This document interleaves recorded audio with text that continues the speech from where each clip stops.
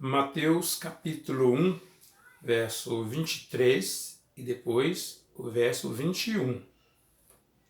Eis que a Virgem conceberá e dará à luz um filho, e ele será chamado pelo nome de Emanuel, que quer dizer Deus conosco. Ela dará à luz um filho e lhe porás o nome de Jesus, porque ele salvará o seu povo dos seus pecados. Estamos diante de um texto profético e uma notícia dada diretamente. O texto profético é do profeta Isaías, que aponta para o futuro, declarando a Israel, ao povo de Israel, o nascimento daquele que seria o Messias, o Salvador do mundo, o Redentor de Israel. E a notícia aqui é dada direta a José, desposado de Maria, informando que ela daria à luz a um filho, por obra do Espírito Santo. E ele seria o Salvador do mundo. Os nomes que aqui aparecem: Jesus, a ideia de salvação, aquele que salva, o Salvador. E Emanuel, Deus conosco. Deus se revela ao mundo em trevas a fim de trazer luz. Deus se revela ao homem perdido a fim de salvá-lo. É o que vem escrito no Evangelho de João, capítulo 3, verso 16. Deus amou o mundo de tal maneira que deu o seu Filho unigênito, para que todo aquele que nele crê não pereça, mas tenha a vida eterna. Para viver essencialmente o propósito de Deus, nós não podemos nos prender exclusivamente no nascimento de Jesus, simbolizado pela manjedoura, como também no sacrifício de Jesus, simbolizado pela cruz. É uma história completa, aliás, uma experiência completa, que não pode ser separada.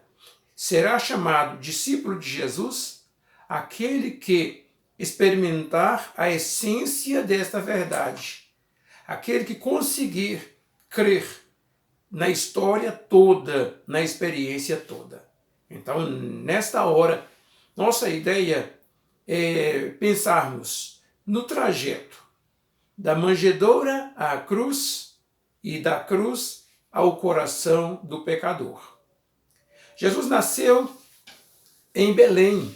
Naquele instante havia um decreto que todos deveriam se alistar. Era necessário fazer a contagem dos israelitas. E cada um deveria se alistar na sua terra, na sua parentela. Por isto, José e Maria foram para Belém, para ali se alistar. A Bíblia nos fala dessa experiência e percebemos que a cidade estava superlotada. Naturalmente se pensa que a cidade estava muito cheia por causa do recenseamento.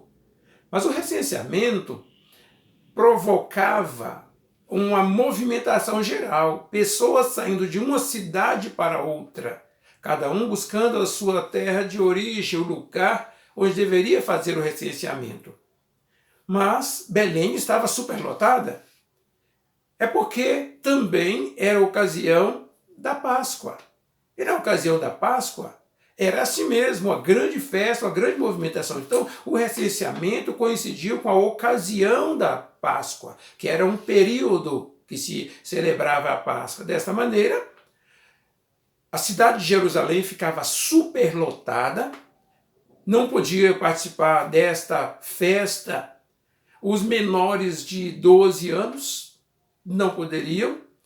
Assim, então, muitas famílias ficavam, viajavam, voltavam, e tinham também os parentes que vinham de todas as direções e se abrigavam.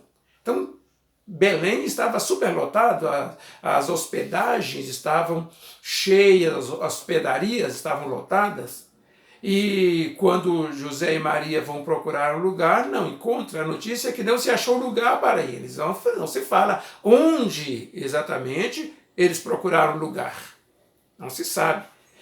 Sabemos que eles tinham parentes ali em Belém, mas mesmo as casas estavam cheias. Certo é que eles não encontraram um quarto confortável para abrigar. Tiveram que se abrigar num quarto reservado, numa repartição de uma das casas. As hospedarias funcionavam em casas, não havia hotéis 3 estrelas, 5 estrelas. Eram nas casas, eram como pensões conhecidas. E tinha um lugar específico para abrigar os animais. Os animais também ficavam protegidos. E não se achou lugar para hospedaria. Eles ficaram numa antessala de um lugar onde os animais ficavam. E ali tinha capim realmente. Era um lugar de pôr animais. Porém, temos que entender que eles fizeram a limpeza, né? Fizeram uma limpeza, arrumaram direitinho para o nascimento de Jesus. Isso é o que as pessoas contam nas representações teatrais, é só imaginação. Mas na realidade, tudo foi limpo, tudo foi preparado. Tanto é que quando Jesus nasceu, o único berço que tinha era o coxo. Era o coxo, uma manjedoura. E ali na manjedoura é o lugar para comida para os animais. Mas a Bíblia diz que Jesus foi envolvido em faixas, ou todo protegido como recém-nascido. Protegido, e aquele lugar foi preparado como berço. E ele deitou ali. E outra coisa, essa história de animais ali ao redor, também somente imaginação. O lugar era de animais. Mas já pensou? Animais em torno da manjedoura? Então, é só imaginação mesmo. Por isso temos que abrir a mente para saber que houve um cuidado específico para que Jesus nascesse. Ele nasceu ali, então essa foi uma experiência muito simples, não porque eles não tinham dinheiro para pagar, mas porque não havia lugar. E esse lugar para eles foi arrumado, e eles dormiram, eles se cuidaram ali. Tudo bem organizado, sim foi. Então Jesus nasceu e começa a sua jornada rumo à cruz. A partir daí, por isso não se pode separar a manjedoura da cruz. Não se pode adorar a manjedoura ou o menino da manjedoura, se prender nisto e fazer uma grande festa a respeito disto, sem se lembrar do que se passou na cruz. Assim começa. Jesus recebeu a visita dos pastores de Belém, que foram avisados, conduzidos àquele lugar. Ele recebeu a visita dos magos do Oriente, que trouxeram presentes significativos, simbólicos. É o sacerdócio de Jesus, é a soberania de Jesus, é o serviço que Jesus prestaria. Ele é o rei, o sacerdote e o profeta. Então esses presentes têm essa simbologia. Não foi simplesmente dar presentes. Ali era ensino, tanto para José quanto para Maria, porque eles estavam se inteirando do ministério de Jesus. Depois eles tiveram que seguir para o Egito. Isto porque Herodes já procurava matar os recém-nascidos porque queriam encontrar aquele que seria o rei de Israel, porque o Império Romano já estava no poder há tanto tempo, bem antes de Cristo, já no período interbíblico, aqueles conflitos de impérios, quando Alexandre o Grande, do Império Macedônio, dominava o mundo, depois os Ptolomeus do Egito assumiram o poder do mundo, depois os irmãos Macabeus do próprio Israel. E então Roma toma poder, assume poder. E daí em diante, Roma está no poder e prossegue, até mesmo depois da morte e ressurreição de Cristo, é o Império Romano que ainda está no poder. Então, naquele momento ali, Herodes procurava o menino nascido. Então foi necessário que eles fugissem para o Egito. Fugiram porque eles seriam encontrados ali. Fugindo para o Egito, ficaram lá. Até quando Herodes veio a falecer. Então veio o aviso a eles que poderiam voltar. Então eles voltaram, mas não puderam voltar diretamente para o lugar onde desejavam. tiveram que ir para Galiléia, um lugar chamado Nazaré, uma simples cidade, de onde veio o nome Jesus Nazareno, porque foi ali que ele foi criado. E ele começou a crescer. Alguns detalhes são muito importantes. Durante a sua gestação, o seu nascimento, ele estava sob os cuidados de sua mãe, que cumpriu todas as exigências cerimoniais da religião judaica. Todos os sacrifícios foram oferecidos, tanto por ele quanto pela sua mãe. Outro detalhe importante é que ao 8º dia ele foi circuncidado, que também era prática religiosa judaica, e ele sendo um judeu, assim também foi circuncidado. Aos 6 anos de idade, como era prática, ele já sabia recitar o Pentateuco, Torá, os 5 primeiros livros da Bíblia. A criança deveria aprender de cor, memorizar esses livros. Então, aos 6 anos de idade, Jesus já sabia recitar a Torá. E assim, aos 12 anos de idade, ele foi levado ao templo, porque agora ele atingiu a maturidade, já podia assumir responsabilidades. Agora ele já podia participar das festividades em Jerusalém. E ele foi levado ao templo. Foi quando ele conversava, discursava com os doutores da lei, com os escribas, os estudiosos da lei. E ele sabia conversar, ele havia aprendido, e ele falava. Era prática também descobrir os garotos que tivessem destaque nesse conhecimento da lei, para que eles viessem a ser rabinos. O rabino era treinado desde cedo para ser escriba, para ser um doutor da lei. Então, muitos eram assim admirados e treinados como rabino. Ficaram maravilhados com o desenvolvimento de Jesus. Mas ele tinha uma missão. Ele não veio para ser um escriba ou fariseu. Ele veio para ser o salvador do mundo. Então, aos 12 anos, ali ele foi apresentado e depois volta para sua terra, Nazaré, e ali ele começa a aprender o trabalho do seu pai. Ele se torna um carpinteiro. Ele cumpre essa tradição da família da época. Tornou-se um carpinteiro e viveu, foi crescendo. Dos 12 aos 30 anos, não se conta as experiências, a vida, o seu crescimento, mas se sabe que ele teve uma vida como qualquer rapaz judeu. Como qualquer rapaz judeu. E no tempo certo, ele começa o seu ministério. Ele se apresenta a João Batista para ser batizado. E começa a sua experiência agora, seu ministério público. Ele começa a treinar discípulos, preparar os discípulos, ensinando, dando exemplos, ensinando por parábolas. E ele cumpriu o seu ministério, curando os enfermos.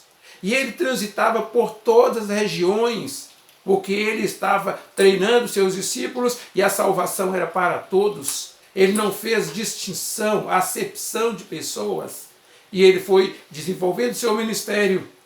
E seus discípulos foram aprendendo a missão, aprendendo que deveriam continuar a pregação do Evangelho quando Jesus voltasse aos céus.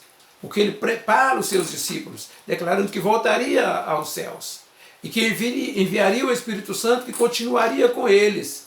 Ele ensinou plenamente, ele deu exemplos de vida.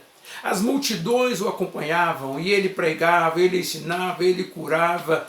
E as pessoas se admiravam porque ele era autoridade. Ele falava com poder, ele falava com amor, ele acessava os corações e as pessoas admiradas. Mesmo aqueles que não gostavam dele o seguiam. E todos indagavam, querendo saber alguma coisa por muitos e muitos motivos. E ele cumpriu o seu ministério sem criar problema algum. Ele foi um cidadão, cumpriu as exigências da lei. Ele não foi um agitador que se levantava contra o poder político. Aliás, João Batista foi mais agitador que ele. João Batista foi ao palácio questionar o imperador. Jesus não. Jesus cumpriu o seu ministério e ele despertou a atenção das autoridades. E quando foi indagado até para morrer, eles não acharam culpa nele. Não tiveram nada a dizer contra ele. porque ele incomodava as pessoas, mas nada de errado se achava na vida dele. Procurava qualquer tipo de problema, de dificuldade, de corrupção, de exploração e não encontrava. Ele cumpriu o seu ministério exatamente como Deus. Ele foi obediente, obediente até morte de cruz. E ele, portanto, por inveja dos religiosos, os judeus, e por receio dos políticos, os romanos, que os judeus acabavam dizendo, falando a respeito do Messias, que seria o rei de Israel. Os romanos ficavam com receio porque o imperador romano queria ser adorado e considerado. E assim, houve um acordo. Os religiosos acusaram Jesus, levou aos políticos e eles ficaram em dificuldade e Jesus foi condenado à morte. Foi condenado à morte. Ele cumpriu o seu ministério. Ele sofreu. Ele foi perseguido o tempo todo. E ele foi ferido sem merecer. Houve um momento em que ele estava sendo interrogado e um dos soldados o espancou. E ele perguntou: se falei mal, dá testemunho do mal. Se não, por que você me fere?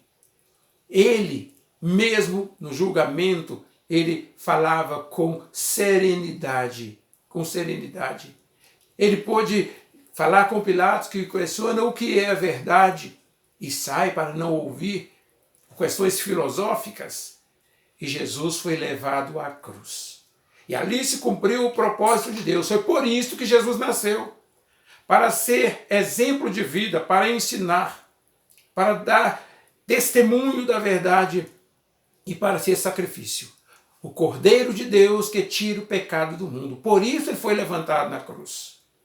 Todos os sacrifícios do Antigo Testamento oferecidos pelos sacerdotes apontavam para o sacrifício de Cristo. Deus preparou a humanidade para esse momento. E ele foi morto na cruz, sepultado e ressuscitou para a salvação eterna. Então, ele caminhou da manjedoura à cruz. E da cruz, ele entra no coração do pecador. Raiou a luz. Agora começa o tempo da graça. É a oportunidade de uma salvação sem esforços humanos, sem sacrifícios, sem obras de justiça ou caridade. É uma salvação pelo amor de Deus que se revelou por meio de Cristo. Deus enviou o seu Filho ao mundo, não para que condenasse o mundo, mas para que o mundo fosse salvo por ele. Então Jesus cumpriu esse ministério. E ele foi tirado da cruz e levado à sepultura, ressuscitou ao terceiro dia, mas na realidade, da cruz ao coração do pecador. Agora, cumpre-se o que ele disse: quem quiser, venha após mim. Aquele que quiser. Jesus veio para habitar no coração. E ele bate. Apocalipse 3:20. Eis que estou à porta e bato. Se alguém ouvir a minha voz e abrir a porta, eu entrarei em seu coração. Eu farei morada e você terá liberdade espiritual. Da cruz ao coração do pecador. Por isso a Bíblia diz, a palavra de Jesus: vinde a mim todos que estáis cansados e oprimidos, e eu vos aliviarei. Abra o seu coração para Jesus, porque para muitos ele ainda está na cruz, para outros ele ainda está na manjedoura. E nesse mês de dezembro as pessoas celebram Jesus da manjedoura.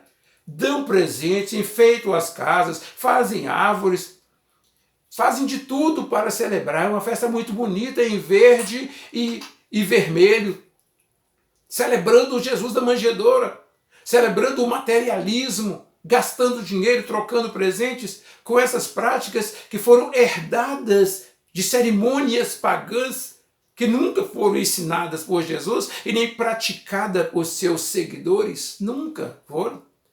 Essas celebrações foram instituídas depois, por volta do século IV, quando as igrejas desviadas daquele propósito dos discípulos começavam a construir, a formalizar as suas crenças. E hoje, o Natal é a maior festa ecumênica do mundo. Reúne todas as crenças num só propósito e aos pés de um pai chamado Noel. É assim que as pessoas estão celebrando. Essas cores, vermelho e verde, elas são simbólicas. Elas simbolizam, são as cores daquele duende que oferecia os presentes, que depois que veio a ser chamado de Papai Noel. São muitas tradições que envolvem isto. Mas Jesus, ele nasceu na manjedoura, ele foi à cruz. Muitos celebram Jesus da cruz. Celebram Jesus da cruz, carregam os símbolos da cruz. Mas Jesus não está na cruz, ele já está à disposição para entrar no coração. Por isso está escrito, estou à porta e bato. Porque ele quer habitar o coração. E quando Jesus entra no coração de um pecador, esse pecador nasce de novo, torna-se um discípulo de Jesus. Você já abriu o seu coração para Jesus? Ou você ainda está naquele nível religioso? Você tem todos os símbolos religiosos, pratica todas as cerimônias religiosas, todo o legalismo religioso, todo o misticismo religioso. Não está na hora de abrir os olhos para a verdade da Bíblia e tornar-se discípulo de Jesus? Sair dessa simbologia toda para seguir com firmeza o Evangelho de Cristo, aguardando a sua volta? Jesus bate à porta do seu coração. Ele quer habitar em sua vida, quer fazer parte da sua história. E quando Jesus entra na vida de alguém, essa vida transforma. Se alguém lhe fere uma face, ele vira outra. Se alguém lhe obriga a caminhar uma milha, ele vai outra. Ele não ofende, ele não agride, ele prefere sofrer o prejuízo a dar prejuízo a alguém. O discípulo de Jesus se parece com Jesus. É por isso que as pessoas não compreendem, porque elas pensam que será sacrificial viver assim. Não. Quando a graça alcança o seu coração, tudo é suave. Jesus disse, o meu jugo é suave e meu fardo é leve. Não é assim, não é por sacrifícios. As pessoas fogem da experiência com Cristo para fazer obras de caridade, obras de justiça. Quanta coisa se fez nesse mês de dezembro, dando comida aos necessitados, distribuindo presentes. As pessoas estão com o coração assim alegre, com a consciência tranquila, porque fizeram obras de caridade. O mundo inteiro, obras de caridade. Ótimo! Isso é um bem social. É um bem social e faz bem todos que fazem isto. Todos devem fazer isto, mas para chegar à presença de Deus, para ir ao céu, Jesus disse, eu sou o caminho e a verdade e a vida. E ninguém vem ao Pai a não ser por mim. A Bíblia diz que não existe outro mediador entre Deus e os homens. É só Jesus Cristo, não tem outro meio. E diz mais, é pela graça de Deus que vem a salvação. Não por obras de justiça, não por obras de caridade, mas pelo novo nascimento, quando Jesus entra no coração. É difícil entender isto, mas você precisa experimentar isto. É como tomar um remédio. Você não conhece a formação química do remédio. E se você for estudar isso, você vai continuar doente, talvez até morrer. Você toma o remédio que foi prescrito e você melhora. Assim é a experiência com Deus. Você vai procurar entender? Se você quiser ler a Bíblia toda, estudar a Bíblia toda, para depois entender e aceitar, você morre antes. Então é melhor você aceitar primeiro, nascer de novo, porque agora a Bíblia não será um livro para você ler. A Bíblia é a palavra de Deus. Você terá um relacionamento com Deus através da sua palavra e da oração. Não é ler a Bíblia, é ouvir a palavra de Deus.